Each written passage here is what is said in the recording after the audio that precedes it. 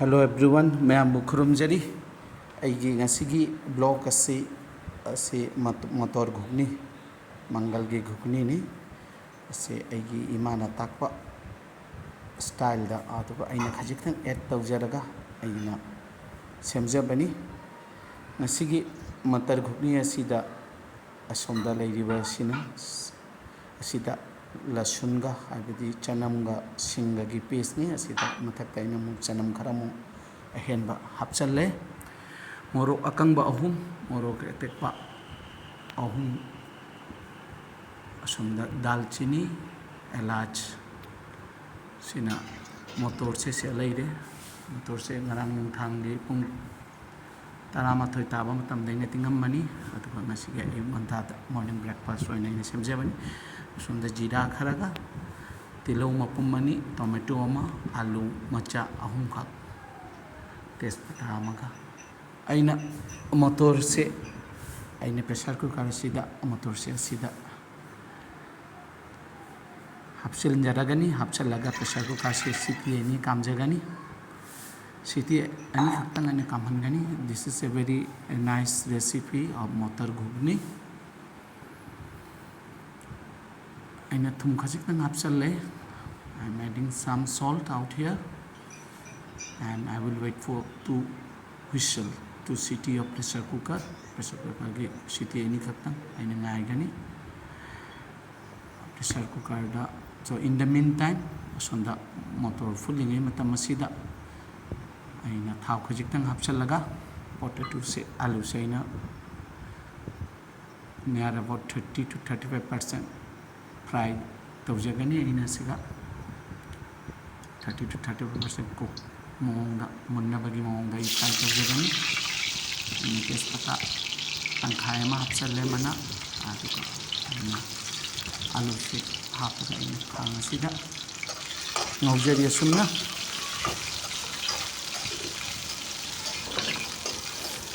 I will fry it till it's been cooked 30 to 35%.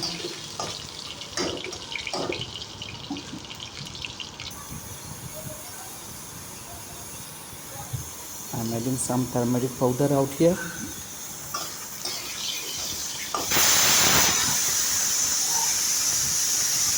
ऐसा होगा recipe काम ले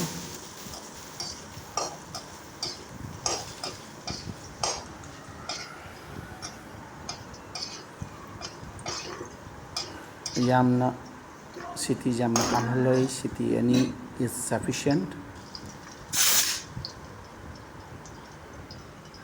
My hobby amasung my chakhum ki channel ki naiki digi mayambu hanna thagatchari I have ki channel bu view tabibagi amasung I have to support tabibagi damakta. Thank you each and everyone on behalf of my hobby and my chakhum for your very valuable support, very valuable time. aina आलू से fry तौरगा सोमदा fry तौबा आलू से लौथोकचरे सोमदा असी आइगी ngasiगी Sunday ngasiगी morning की breakfast की recipe नी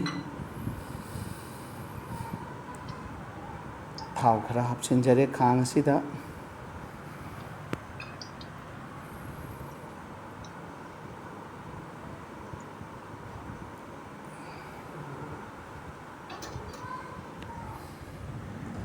थाव से सारे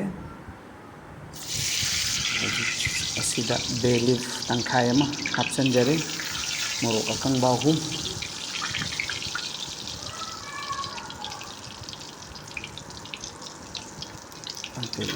असिदा जीरा खरा जीरा मपुंग खरा एलाच अहूम खक दालचीनी दई थुआइरगा मते मते खिदेगा चलो किलो मपुम मनी एक तौजरे हुजी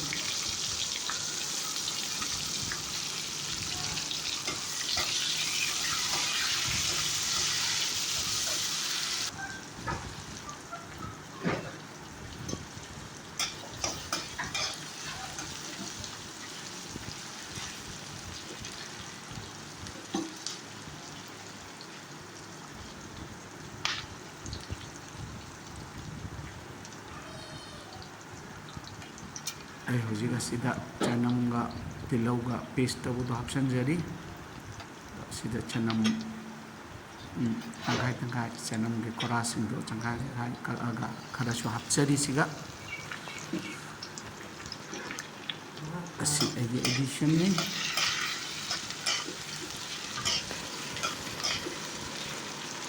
असिगे मतम सिनी यामना फजना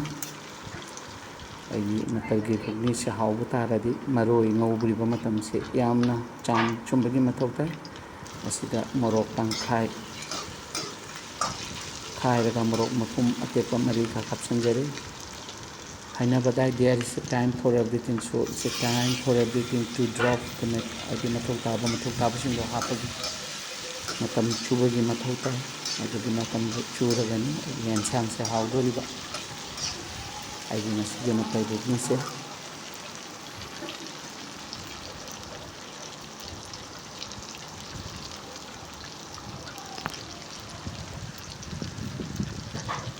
मसाई मटर आई कुकर दा फुटखिबा मतमदुगा थुम खरा हापखिबदो अदुना सिदा थुम खितंग वाटना सिदा हापसरे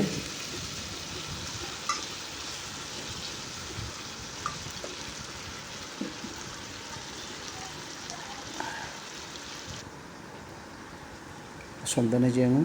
ये प्रेशर कुकर दगे मोटर से जामना येंबियो मोंग से मागे टेक्सचर से मोटर सिंचे आके काय दबा मोंग अमदा मसागे मोंग अमदा की लई अहोबत प्रेशर का सिटी अमा और सिटी एनी but not more than that आई हौजी सिगा मशु हापसन जरे as per the requirement आइए क्वांटिटी से मतलब डिपेंड तौरगा और अशुबा खरा हापसनजरे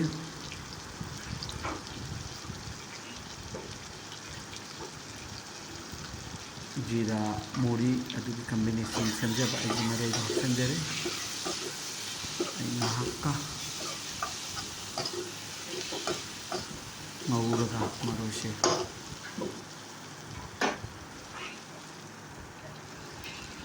सिदा टोमेटो आलू मसागे फ्राई तौबदो हापसनजरे टोमेटो की माके मसागे खितंग मनम अमा सनम मनम अमा लेबदो अदुसु चटखरे असी मरगै आई कुकर असिदा हापसनजरे ngौरिबा मरोय टोमेटो आलू पुनमकी ngौरिबा खांग सिदगी पुनम हापसनजरे सिदा खांग सिदा इसिंग खतंग ऐड तौरगा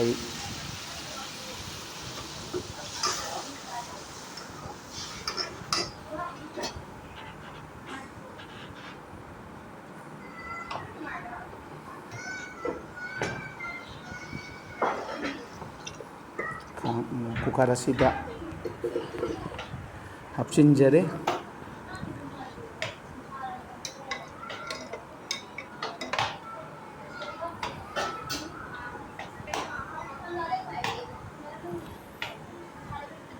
गरम मसाला इसाना सेमजब गरम मसाला पाउडर हापसनजरे मयामबो हन्ना थगतचरी माय हॉबी माय चैनल के माय कईदिगे सोमदा आइगी मिसेस की ना पूरी होनबगी दमकता तन थित्ता लोइरे खांग से अइना हापचनबा खांग से नुंगाइथना तब खांग अमा सिल्ले असिदमा पूरी से असिगा हौरगनी असोमदना आई प्रेशर कुकर से सिटी अहुम मैक्सिमम सिटी अहुम कामल लगाई ये नसीगी सिटी एनी होइरे आई नसीगी लेसनजरे नसीगी असोंगी घुगनी थोंगबसे मटर ghugni which is very tasty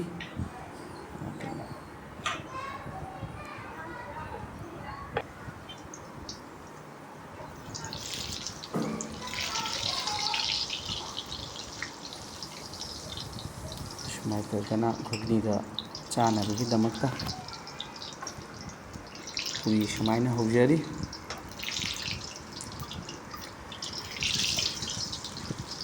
ma'am की सपोर्ट मैम की व्यू na ꯑꯅꯧꯕ ꯉꯝꯖꯕ ꯕ꯭ꯂꯣꯛ ꯍꯥꯞꯆꯟꯅꯕ ꯍꯣꯠꯅꯖꯔꯤ꯫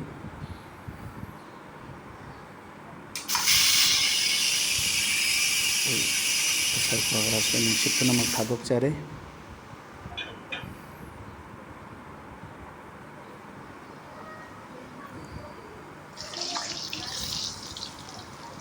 ꯘꯨꯒꯅꯤꯁꯦ ꯍꯧꯕ ꯂꯣꯏꯔꯒ ꯊꯥꯎ ꯌꯥꯝꯅ ꯂꯦꯝꯍꯧꯕꯗꯨꯁꯨ ꯅꯨꯡꯉꯥꯏꯇꯦ, ꯑꯗꯨꯅ ꯊꯥꯎ ꯈꯖꯤꯛꯇꯪ ꯂꯤꯛꯅ ꯍꯥꯞꯄꯒ ꯘꯨꯒꯅꯤ ꯃꯇꯦ ꯄꯨꯔꯤꯁꯦ ꯍꯧꯖꯕꯅꯤ꯫ ꯊꯥꯎ ꯂꯦꯝꯍꯧꯅ ꯂꯩꯔꯒ ꯑꯃꯨꯛ ꯁꯤꯖꯤꯟꯅꯕꯗꯨꯁꯨ ꯅꯨꯡꯉꯥꯏꯇꯦ, ꯑꯗꯨꯅ ꯂꯦꯝꯍꯧꯗꯅꯕ ꯌꯥꯝꯅ ꯍꯣꯠꯅꯖꯩ꯫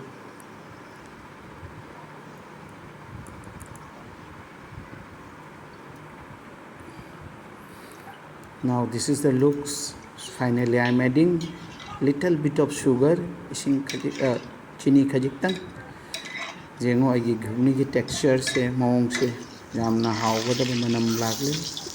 I will be adding asida garam masala khajitang add tawgani, morok atekpa ani tangkai khairaga add tawre hapsenjare. Garam masala khajitang add tawre, asida ghee khajitang add tawbajai ai add tawjadre. Asida aina tomato ketchup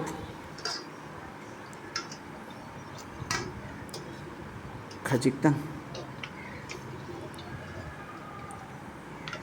tomato sauce haiba tare ko, tomato sauce khajitang ai asida add tawjare. My motor ghugni is perfectly done.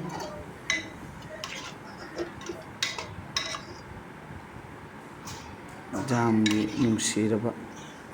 maki manam ama fudoklakle. Masigi breakfast, Sunday gi ayuki breakfast.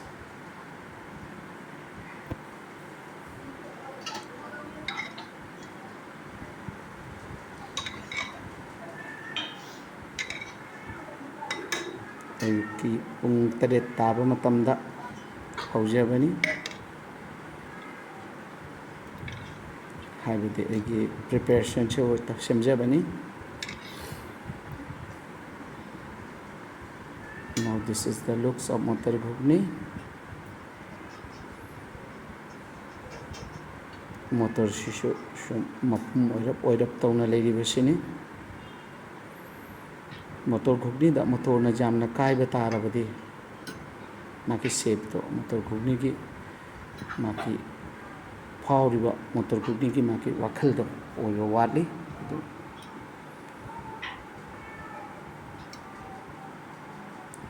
समाय तौदना पोरीगा